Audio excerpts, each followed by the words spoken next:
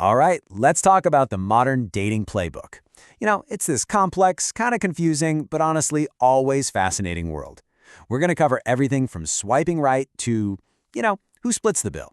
Let's break down the new rules of the game. So let's just jump right in with a pretty bold statement. The idea here is that dating apps have totally erased the worst part of dating. And what's that? Rejection. I mean, think about it. With an app, you never have to go through that gut-wrenching moment of walking up to a stranger, putting yourself out there, and just getting shut down with a no thanks. That is a massive shift, and it really sets the stage for just how much the game has changed. And that whole idea of avoiding rejection, it's the perfect lead into our first big topic, the digital dating revolution. We're going to look at how technology has completely, and I mean completely, rewritten the rules for finding someone. So just look at the difference. On one hand, you've got then, the old school ways of meeting people, through your friends, maybe at work, or just randomly bumping into someone at a coffee shop. And on the other hand, you've got now, which is, well, it's a swipe on your phone. It's really a huge shift from like a happy accident to a very deliberate choice. So how does this whole now thing actually work? Well, it seems super simple on the surface, right? It's basically 4 steps. First, you create your profile. Then you start looking at other people's profiles. Step 3, you match with someone. And finally, you have to decide if you're actually going to meet them in real life. It seems simple, but that little loop has become totally normal for millions and millions of people. And a huge piece of this puzzle is something called geolocation. Basically, all these dating apps use your phone's GPS to find people who are literally right around you. We're talking people who are physically close. So you could match with someone who's in the same coffee shop as you, or lives just down the street. It makes a spontaneous wanna grab a drink totally possible. All right, so you've either matched with someone online, or you've spotted someone interesting out in the real world. What's next? Well, now comes the hard part, right? Making that first move. Let's take a look at how that first conversation can be so different depending on where it starts.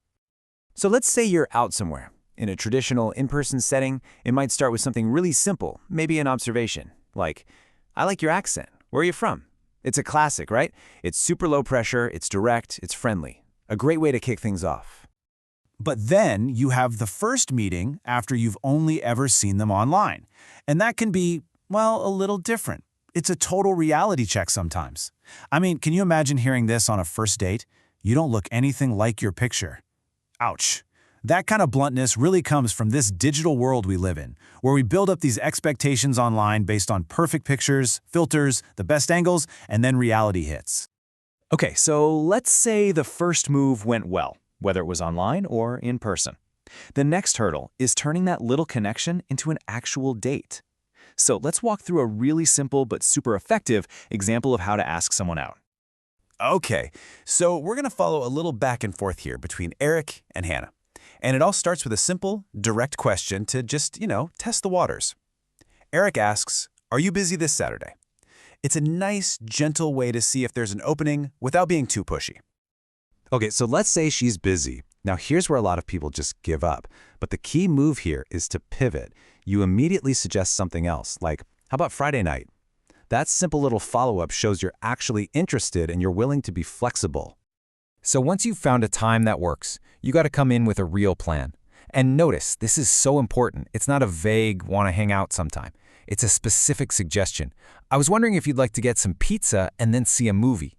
When you make it concrete like that, it's just so much easier for the other person to say yes. And what's the result? A yes. Sure, Eric, I'd love to. See? This little formula, checking if they're free, being flexible, and then making a specific offer, it's a classic for a reason. It just works. Okay, you did it. You got the date. Awesome. But now comes what for a lot of people is the most nerve-wracking part of all, the actual first date. And there's one question that hangs over it all.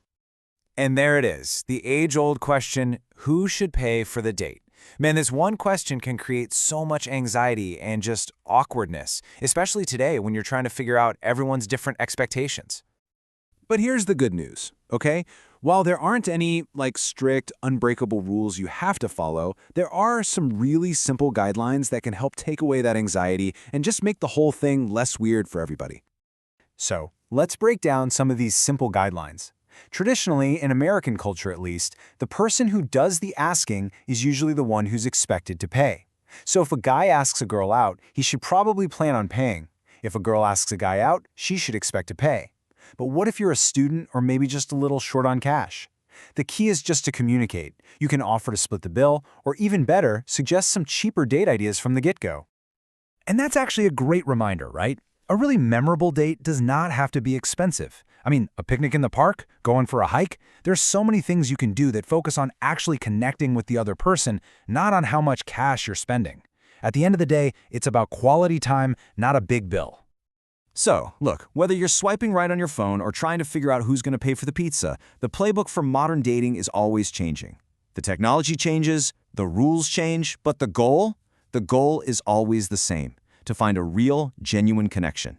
And at the end of it all, it's probably good to remember this one simple, hopeful thought. Love always finds a way.